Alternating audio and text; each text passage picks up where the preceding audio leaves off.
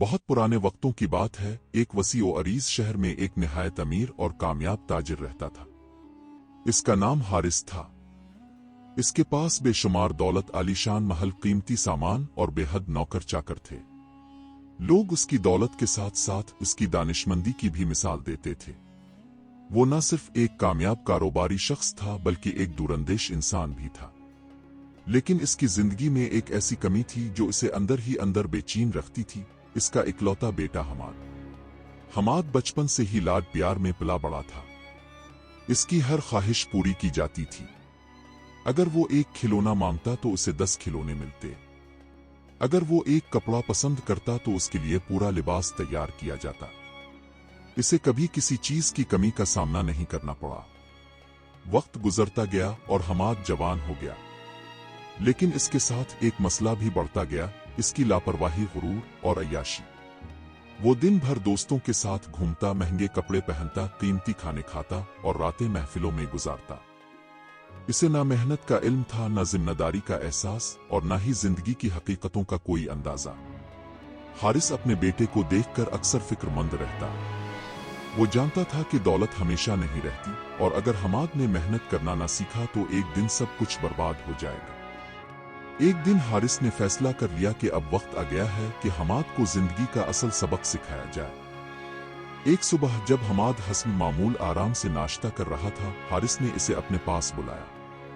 حماد، آج سے تمہیں ایک کام کرنا ہوگا، حارث نے سنجیدگی سے کہا۔ حماد نے ہنستے ہوئے جواب دیا، ابو جان آپ حکم کریں، کیا چاہیے؟ حارث نے گہری نظر سے اس کی طرف دیکھا اور کہا، آج سے تم اس گھر میں تب تک واپس نہیں آ سکتے جب تک تم خود اپنی محنت سے ایک سکہ کما کر نہ لاؤ۔ حماد پہلے تو زور سے ہنسا۔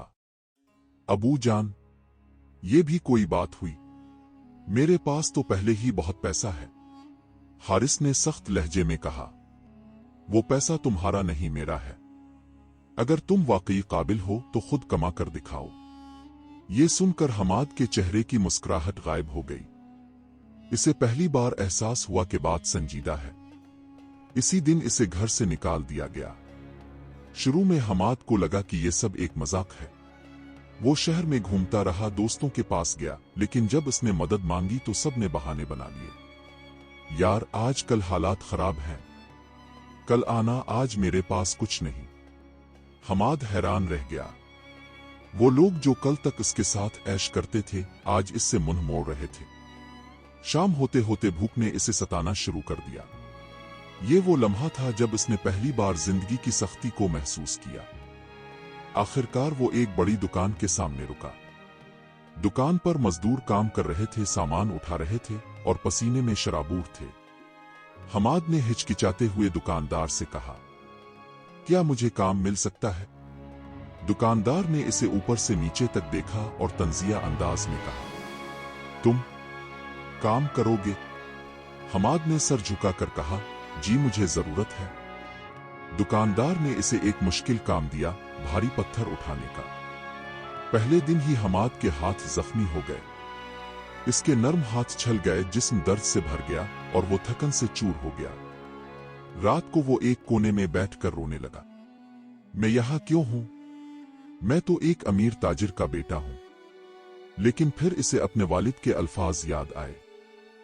دن گزرتے گئے۔ پہلے ہفتے میں حماد کئی بار ہمت ہارنے کے قریب پہنچا، لیکن ہر بار اس نے خود کو سنبھالا۔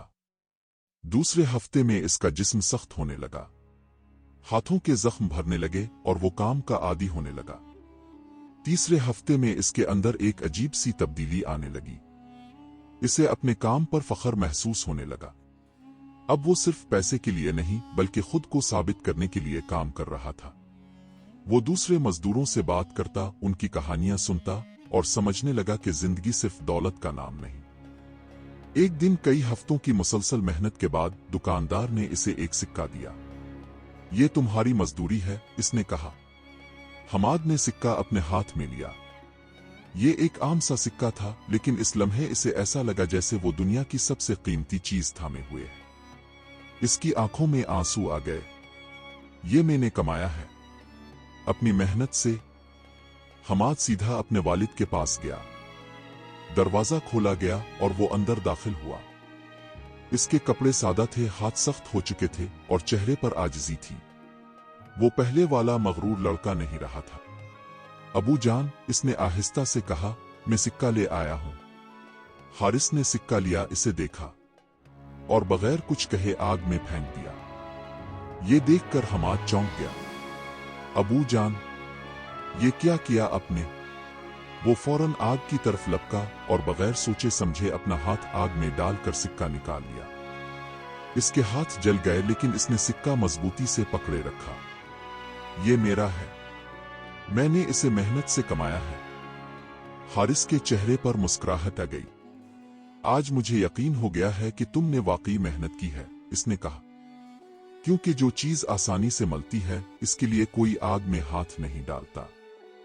हमाद की आंखों में आंसू थे, लेकिन इस बार ये कमजोरी के नहीं बल्कि फख्र के आंसू थे।